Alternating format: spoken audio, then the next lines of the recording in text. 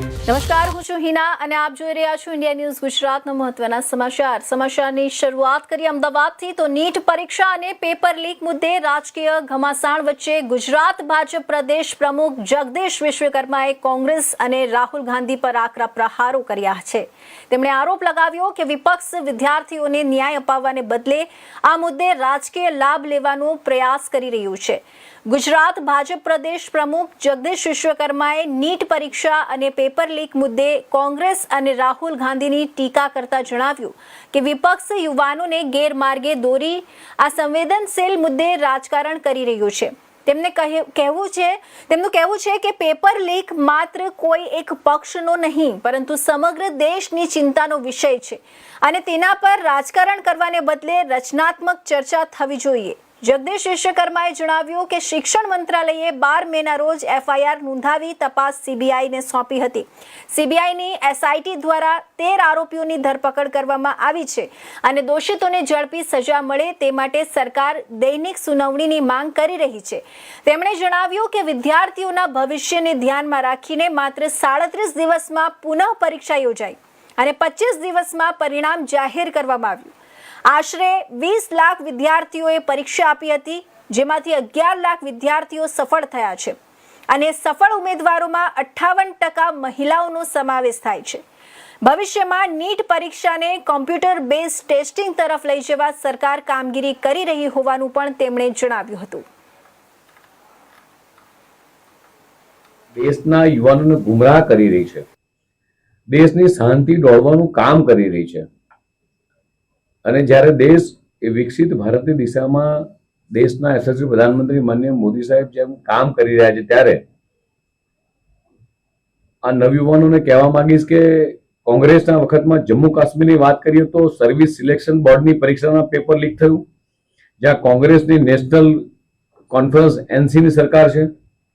હિમાચલ પ્રદેશના school education બોર્ડની પરીક્ષાનું પેપર લીક થયું, જ્યાં કોંગ્રેસની સરકાર હતી। ઝારખંડમાં જેએસસી માં હિન્દી અને વિજ્ઞાન પેપર લીક થયા, જ્યાં કોંગ્રેસ અને ઝારખંડ મુક્તિ મોરચાની સરકાર છે। તેલંગાણામાં ઇન્ટરમીડિયેટ ભાષાના વિષયની પરીક્ષાનું પેપર લીક થયું, જ્યાં કોંગ્રેસ અને સીપીઆઈ સમર્પિત સરકાર હતી। તેલંગાણામાં એસએસસીની ભાષા વિષયની પરીક્ષાનું પેપર લીક થયું, જ્યાં પણ કોંગ્રેસ સીપીઆઈ સમર્થિત સરકાર છે। તમિલનાડુમાં બીએડની અભ્યાસની પરીક્ષા દરમિયાન તમિલનાડુ ટીચર્સ એજ્યુકેશન યુનિવર્સિટીમાં બોર્ડમાં પણ પેપર લીક થયું, ત્યાં પણ એ સમયે કોંગ્રેસની સરકાર, વિપક્ષી સરકાર। પશ્ચિમ બંગાળમાં પોલીસ કોન્સ્ટેબલ ભરતી પરીક્ષાનું પેપર લીક થયું, જ્યાં પણ એ સમયે તૃણમૂલ કોંગ્રેસની ટીએમસીની સરકાર। પંજાબમાં Punjab sub auditor service selection બોર્ડની ગ્રુપ બી પરીક્ષામાં પેપર લીક થયું અને એ અનિયમિતતાઓ આ સામે આવી। સાથે સાથે કેરળમાં રાજ્ય લોકસેવા આયોગની 26 પરીક્ષાઓમાં અનિયમિતતા થઈ। કર્ણાટકમાં જ્યાં કોંગ્રેસની સરકાર છે, ત્યાં પણ પ્રિપેરેટરી બોર્ડ પરીક્ષા અને પીયુસીની પરીક્ષાના પેપર લીક થયા। આ જેટલી પણ જગ્યાએ આ ઘટના બને છે, એ ઘટના એ આખા રાષ્ટ્ર માટે ચિંતાનો વિષય હોય છે અને કેન્દ્ર સરકાર, દેશના યશસ્વી પ્રધાનમંત્રી માનનીય મોદી સાહેબ આના માટે કડકમાં કડક પગલાં લઈ રહ્યા છે। આંદોલન લઈને સરકારનું વલણ એ સંવેદનશીલ રહ્યું છે। 6 જૂને અભિજીત દીપકને દિલ્હી પોલીસે એરપોર્ટ પર પરવાનગી આપી, સાંજે 5 વાગ્યા સુધી પરવાનગી હતી, પરંતુ આંદોલનકારીઓ 21 દિવસ બેસી રહ્યા, પોલીસે કોઈ કાર્યવાહી ના કરી। 20 જુલાઈના રોજ સંસદ ઘેરવાનો પ્રયાસ થયો। લોકશાહીમાં સંસ્થાઓનું મહત્વ એ ઘેરાવ એ અરાજકતા છે। સરકાર સંવાદ માટે તૈયાર રહી। સવારે સંદેશ મળતા જ જેપી નડ્ડાજીએ વાર્તાનું આમંત્રણ આપ્યું। આંદોલનકારીઓ પાસેથી લેખિત આવેદનપત્ર માંગવામાં આવ્યું, પરંતુ તેઓ આવેદનપત્ર વગર જ પહોંચ્યા।